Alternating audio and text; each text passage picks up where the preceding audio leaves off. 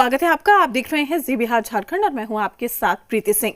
जय माता दी। आज शारदीय नवरात्र का चौथा दिन है। आज के दिन माता कुष्मांडा की पूजा की जाती है। उनकी पूजा से स्वास्थ्य, शक्ति और समृद्धि मिलती है। साथ ही कार्यों में आने वाली बाधाएं भी दूर होती है और सभी मनोकामनाएं भी पूर्ण होती है। सनातन मान्यता के अनुसार माँ कुष्मांडा ने ब्रह्मांड की रचना की थी। अष्टभुजा कुष्मांडा ने अपने दाएं हाथ में कमल, धनुष, बाण और कमंडल लिया हुआ है, जबकि उनके बाएं हाथ में गदा है, चक्र है, जपमाला है। माँ कुष्मांडा की पूजा करने के लिए साधक को सूर्योदय से पहले उठकर स्नान ध्यान करना चाहिए और इसके बाद देवी कुष्मांडा की विधि विधान के साथ पूजा और व्रत करने का संकल्प लेना चाहिए।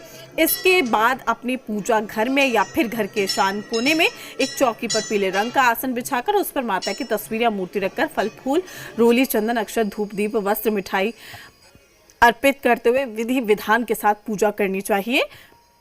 पूजा के अंत में मां कुष्मांडा की आरती का पाठ करें और पूजा में भूल चूक की माफी मांगते हुए मंगल कामना करें। तो आज माता कुष्मांडा का दिन है।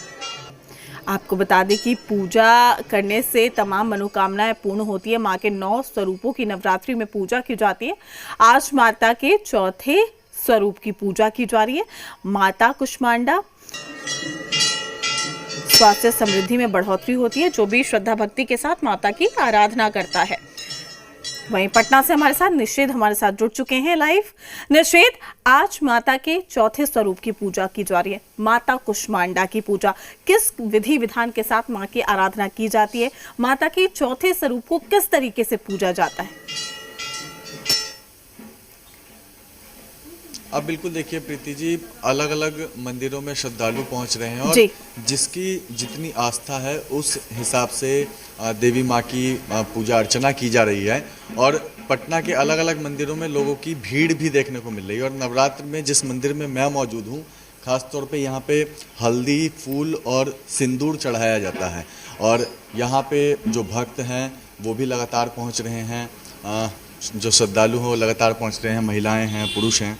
और यहाँ पर जो पूजा की थाली है वो लेकर के पहुँच रहे हैं और पूजन सामग्री जो है वो यहाँ पर चढ़ाया जा रहा है। तो अलग अलग मंदिरों में जो लोगों की भीड़ है वो इसी तरीके से दिख रही है। और पूरे नवरात्र में इस मंदिर में दूर दूर से जो लोग हैं वो पूजा अर्चना करने के लिए, दर्शन करने के लिए आते हैं। और हम अपने भक्तों, अपने दर्शकों को ये सीधी तस्वीरें पहले माता रानी के दर्शन करवा देते हैं।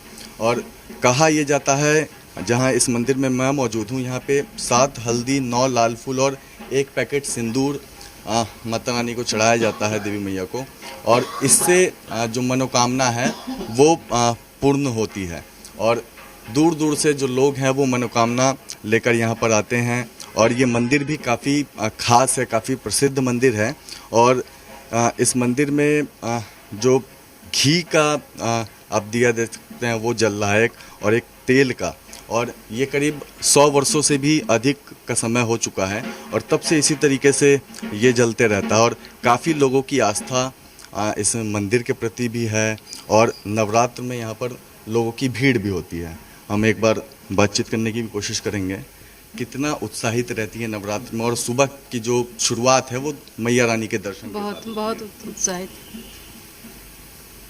उत्साहित रहते हैं। क्या क्या माता को चढ़ाते हैं? जिससे हल्दी है, फूल है, प्रसाद, सिंदूर। हल्दी, लाल फूल, सिंदूर और प्रसाद। हाँ। ये चढ़ाया जाता है। जी जी। कहाँ से आई हैं? Boring road. यहीं लोकल? जी लोकल।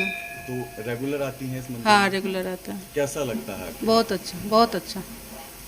नवरात्र में दिन की शुरुआत देवी मैया के दर्शन के साथ हो रही है, कैसा लग रहा है? बहुत अच्छा लग रहा है। हम तो पहली बार आ रहे हैं, उधर जाते थे काली मंदिर, इनके साथ आए पहली बार। बहुत अच्छा लग रहा है माता बुलाई है तो आए हम इधर। अखंड ज्योत भी जलते रहता है, 100 वर्षों से भी अधिक का समय बीत चुका है। हाँ, हम पता चला हमको, तो फिर दर्शन करने आए। मान्यता काफी ज्यादा है। हाँ, पता चला कि बहुत मान्यता है। तो देखिए यहाँ पे जो भक्त हैं लगातार पहुँच रहे हैं पूजा करने के लिए, देवी मैया के दर्शन करने के लिए।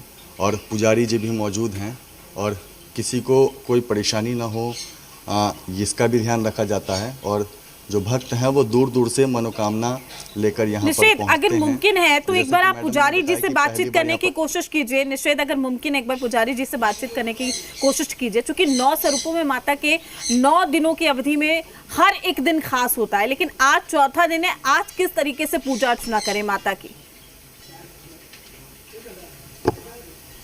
बिल्कुल बिल्कुल, एक बार हम बातचीत करने की कोशिश करेंगे, क्योंकि अलग अलग स्वरूप की हर दिन पूजा होती है मैया रानी के। एक बार हम पुजारी जी से बातचीत करें।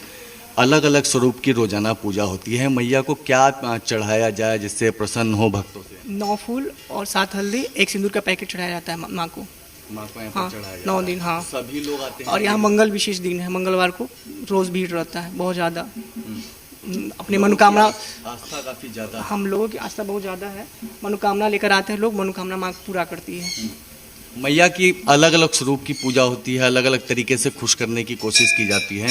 तो और क्या चढ़ाया जाता है जिससे खुश होती है माता रानी? भक्तों को जो श्रद्धा होती है वो चढ़ाते हैं। ऐसे तो यहाँ क्या है, 9 फूल, 7 हल्दी, 1 सिंदूर का पैकेट, बस यही चढ़ाया। आस्था जिसके हाँ जितनी है। हाँ, बल्कि लेकिन ये नियमित है 9 फूल, 1 7 हल्दी और 1 सिंदूर का पैकेट। चलिए, तो यहाँ पे देखिए प्रीति जी, पुजारी जी ने भी बताया कि किस तरीके से मैया रानी को खुश किया जाता है भक्तों के द्वारा। और यहाँ पर लगातार देखिए महिलाएं जो हैं वो काफ़ी ज़्यादा संख्या में यहाँ पर पहुँच रही हैं, और जिसकी जो आस्था उस हिसाब से यहाँ पे जो पूजन सामग्री है वो माता रानी को अर्पित किया जाता है।